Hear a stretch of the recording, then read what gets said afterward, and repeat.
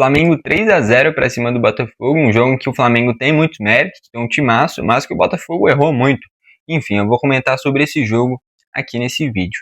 Só antes eu queria destacar o seguinte, para quem é torcedor do Flamengo, eu separei uma camisa retrô, uma das primeiras camisas do Flamengo adaptada para esse momento atual, né? E é muito bonita, cara, eu deixei o link aí nos comentários. Sobre como foi o jogo, como o jogo se desenrolou, o primeiro gol do jogo foi o gol do Pedro, já com 40 do primeiro tempo. Uma jogada que ali a gente vê o craque do Brasileirão, o melhor jogador atualmente do futebol brasileiro, que é o Arrascaeta, basicamente construindo a jogada inteira. Uma jogada que ele vem buscar a bola no meio de campo, o Alan vem grudado nele, o Alan que tem a função de ser o novo Gregory, que era o Gregory no ano passado, no título da Libertadores, só que não correspondeu nem perto do que se esperava. O Alan já veio até desde a temporada passada, naquele momento sendo reserva e agora tendo oportunidades como titular, mas não conseguiu vingar ainda com a camisa do Botafogo. E ali eu acho que até foi um erro de escolha do Alan quando ele vem para o Botafogo. Não porque o Botafogo seja ruim, até porque ele vem em um momento de ápice do Botafogo, como foi no ano passado, se sagrou campeão da Libertadores, por mais que naquele momento sendo reserva. Mas é um cara que já era identificado com o Vasco. E ao invés de voltar para o Vasco, ele volta para o Botafogo e não rende nem próximo do que se esperava pelo que ele fez na Napoli. É meio decepcionante ainda essa passagem do Alan pelo Botafogo. É uma jogada que, se fosse o Gregory, não tinha saído esse gol, porque o Arrascaeta gira com muita facilidade pelo Alan. Se fosse o Gregory, toma ali um rapa no Arrascaeta, acabou a jogada, falta no meio de campo, o Botafogo se posiciona novamente. Não era o Gregory, era o Alan. O Arrascaeta passa pelo Alan, conduz a bola com muita liberdade até a entrada da área, ele puxa a marcação, na hora que a marcação vem, ele solta no Pedro. O Pedro finaliza de primeira, faz ali o gol do 1-0. Uma jogada que era só matar o início dela, fazendo a falta no Arrascaeta. Não foi o que aconteceu. Segundo gol do jogo, gol do Luiz Araújo, já para metade do segundo tempo, o Botafogo nem criou muito, e a verdade é que o Botafogo está num momento, dos seus atacantes principalmente, muito parecido com o que é o momento do Atlético Mineiro. Caras que precisam retomar a confiança. Então, assim, o Arthur tá jogando mal, o Arthur Cabral tá jogando mal, o Savarino tá num momento ruim, o que tá num momento melhorzinho é o Santi Rodrigues. O resto tudo em momentos ruins, tentando reencontrar o bom futebol. O Joaquim Correia, que é o cara que era para ser o diferencial desse time, putz, até agora não fez nenhum gol com a camisa do Botafogo também. Então, assim, são caras que têm qualidade, são bons jogadores, mas vivem um momento ruim.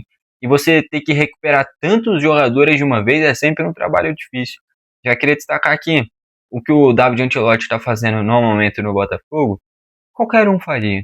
E se qualquer um faria, tem que melhorar. Se não melhorar, tem que demitir. Independente de ser filho do Ancelotti, ser estrangeiro, ser promissor, se o time não rende, tem que trocar, não tem o que fazer. É melhor do que jogar mais. A verdade é que a temporada do Botafogo já foi jogada no lixo. Para um time que era campeão da Libertadores e do Brasileirão, é bem frustrante essa temporada. Por sinal, é uma coisa interessante, né? Porque com o Fluminense foi algo parecido. Um time que encantou a América do Sul, como foi esse time do Botafogo ano passado. Só que na temporada seguinte, tudo que foi criado foi jogado fora por algum motivo. O do Fluminense foi porque o time parou de funcionar com o Diniz. E o do Botafogo foi literalmente porque saiu vendendo todo mundo, não segurou o técnico, teve uma reformulação completa. Acaba que essa reformulação não trouxe resultados, e é por isso que, chegando na reta final do ano, eu tô falando de um 3-0 Flamengo, em que é um Flamengo muito melhor, tem erros do Botafogo, mas no geral é um Flamengo muito superior. Esse segundo gol, que é o gol do Luiz Araújo, mostra a força desse time do Flamengo, porque é um time que gosta de sair jogando, gosta dessa jogada curta, tanto é que quase todo jogo o Flamengo tem mais posse de bola. Por exemplo, nesse jogo, 60% de posse de bola para o Flamengo, mesmo jogando no Newton Santos, Botafogo sendo mandante. É o padrão do Flamengo em qualquer lugar. E aí, quando o Botafogo ameaça fazer essa marcação-pressão, sobe as linhas e ainda tem a bola longa. O Rossi dá um grande passe, o Cebolinha disputa com o Marçal, e ele é um erro de escalação na minha visão, utilizar o Marçal como zagueiro. Tinha o Davi Ricardo e o Gabriel Silva, né, como opções no banco. Gabriel Silva e o Gabriel Bahia, né, que era do Volta Redonda. Na minha visão, fez um bom clássico contra o Vasco, no Maracanã, inclusive. É muito bom tecnicamente. O David Ancelotti aparentemente não confia nele, né, porque para você usar o Marçal improvisado como zagueiro pela direita ainda, tendo o Davi Ricardo e tendo o Gabriel Bahia, mostra claramente que ele não confia no Davi Ricardo e no Gabriel Bahia. E se o futebol do Botafogo é tão ruim, o momento é ruim, putz, você vai confiar no Marçal, que é um cara quase aposentado. O Marçal fez um jogo horrível, né? Enfim. E aí esse segundo gol é de uma dividida que o Marçal perde pro Cebolinha. E o Cebolinha que é um momento físico muito ruim do Cebolinha, né? Porque ele entra muito bem. Esse segundo gol só sai por conta dele, que ele ganha a disputa e faz a jogada seguir. Mas minutos depois sai machucado de novo. Eu torço pro Grêmio. Cara, eu acho que já tá na hora do Cebolinha voltar para casa. Já, beleza, já foi pro Benfica, tentou dar certo na Europa, não foi tudo que se esperava. Voltou pro Flamengo como grande contratação, já mostrou que é bom jogador, tá tendo problemas físicos. O que mais tem no Grêmio é problema físico. Então vai lá se recuperar no Grêmio, quando quiser jogar, joga, porque jogando no Grêmio ele se tornaria um dos principais jogadores do time. Só que agora tem o William também, não seria tão fácil para ser titular. Só que o William também já tá machucado. Metade do time do Grêmio tá machucado, né? Essa que é a verdade. Mas enfim, por mim, pra temporada que vem, poderia trazer de volta o Cebolinha, por mais que tenha os problemas físicos. No Flamengo, isso vai ser questionado toda hora. No Grêmio, não. No Grêmio só vai olhar e falar, ele é craque, quando ele voltar, ele ajuda. No Flamengo, essas incógnitas da parte física do Cebolinha é algo que, com certeza, vai ficar martelando a passagem dele. Porque não consegue ter essa constância de jogos. Tanto é que depois entra o Michael, que é outro cara sem confiança no Flamengo, outro cara que podia vir pro Grêmio. Enfim, esse segundo gol é uma disputa do Cebolinha que ele ganha do Marçal, a jogada segue, a marcação dobra nele, acho que foi o Alan, de novo, e de novo o Molenga. E isso é algo que é estranho, cara, porque o Alan sempre foi esse cara de combate. Na Napoli ele ficou marcado por isso. Mas do Botafogo não consegue passar essa energia, cara, nem perto do que eu esperava, por exemplo. Eu achava que ele ia sobrar no Botafogo a ponto da gente pedir ele na seleção brasileira. Muito longe disso. Não tá jogando nada no Botafogo em comparação com o que ele já jogou algum dia. O Cebolinha dá um belo passe pro Pedro. Eu até achei que o Pedro tinha que devolver de primeira pro jogador que estava infiltrando pelo meio. Não é isso que acontece, ele prende a bola e aí no momento certo, no timing certo, ele dá um toquezinho passando logo depois do Cuiabano, e aí o Luiz Araújo chega de frente pro Léo Link e faz ali o 2-0. O gol do 3-0 é no momento de mexidas do Flamengo, e é uma jogada que aí é culpa do Cuiabano, não tem o que falar. O Cuiabano recupera a bola, recebe um passe, e aí vai para uma dividida de corpo com o Carrascal. O Cuiabano se joga de uma forma bizonha. Eu torço pro Grêmio, que eu já comentei aqui. O Cuiabano era do Grêmio. Sempre foi um cara muito promissor no Grêmio, só que sempre foi um cara que não tinha constância. Porque sempre jogava 2, 3 jogos, a gente olhava e falava, ele é muito bom, merece ser titular no lugar do Reinaldo. Só que, depois desses 2, 3 jogos, ele tinha uma chance de titular e machucava. E aí voltava o Reinaldo, que não se machucava nunca. Aí o Cuiabano voltava, fazia 2, 3 jogos bons, machucava de novo. E aí voltava o Reinaldo, e o Reinaldo sempre melhorando, sempre agregando pro time. Por mais que em vários momentos tinham falhas também, sempre foi um cara que fez muitos gols com a camisa do Grêmio. Só ver o que tá fazendo com o Mirassol, né? O cara provavelmente é o melhor lateral esquerdo do Brasileirão, o Reinaldo.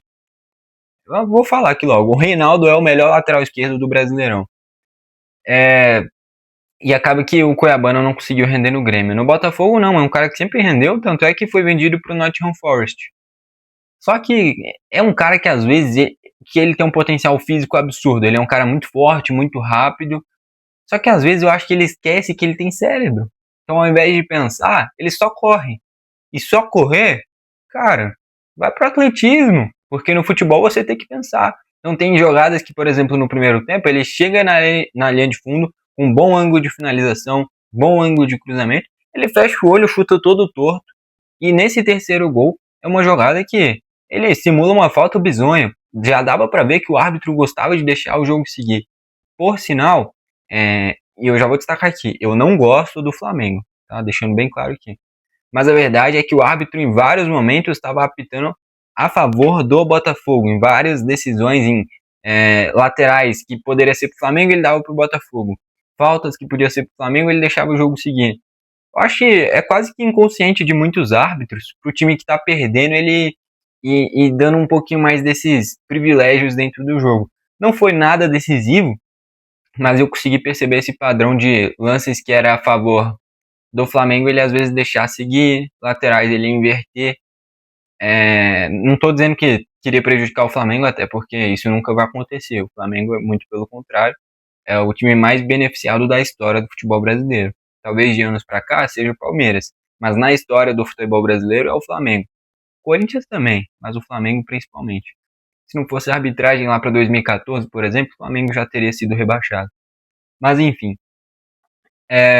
o 2-0 aí que nem eu falei, o 3-0 é nessa disputa em que o Cuiabano vai muito molenga, perde a disputa, não foi falta. O Carrascal arranja o cruzamento perfeito, o Plata infiltra, faz o gol de cabeça, um gol a lá Pedro, marcado pelo Plata. É um elenco absurdo, cara. Ah, o time cansou, beleza, toma aí Everton Cebolinha. Ah, o Cebolinha machucou, toma aí o Michael. Ah, beleza, o Pedro cansou, vai aí o Plata de falso 9 flutuando. Ah, o Arrascaeta cansou, toma aí o Carrascal então. Porra, é um elenco absurdo, cara. É o melhor elenco, é o melhor time do Brasil. O melhor momento de um time no Brasil é o do Palmeiras. O Palmeiras está jogando muito. Essa dupla, Vitor Roque e Flaco Lopes, estão jogando uma barbaridade. Mas o melhor time no papel, o melhor elenco no papel é o do Flamengo. Vamos ver quem vai ganhar o Brasileirão. Daqui um dia tem Flamengo e Palmeiras. É praticamente uma final. Porque a diferença em pontos está em 3 pontos. Né? O Palmeiras venceu do Bragantino, o Flamengo venceu do Botafogo. Próxima rodada é Flamengo e Palmeiras. Se o Palmeiras vence, vai para 6 jogos. Eu acho muito difícil o Flamengo tirar 6 pontos do Palmeiras. E não é nem porque eu acho que o Flamengo vai tropeçar muito na reta final. Eu não acho que o Palmeiras vai tropeçar muito na reta final. Então, tirar 6 pontos, eu tenho que falar aqui de 2 derrotas nessa reta final do Palmeiras e o Flamengo vencer todos os jogos para empatar em pontos. E eu não acho que isso vai acontecer. Agora, se o Flamengo vence, empata em pontos e aí tudo pode acontecer. Qualquer tropeçozinho pode definir o título. Então esse próximo jogo é uma final de campeonato. Se o Palmeiras vence, para mim acaba o Brasileirão. Se o Flamengo vence, tá tudo em aberto. O Cruzeiro eu nem coloco na conversa porque não vai tirar 8 pontos do Palmeiras. Não vai tirar. O Cruzeiro já pode tirar o cavalinho da chuva porque não vai ficar na luta pelo título. É Palmeiras e Flamengo. Esse próximo jogo vai definir muita coisa de quem vai ser o campeão do Brasileirão. Bom, foi esse o vídeo. Valeu e falou!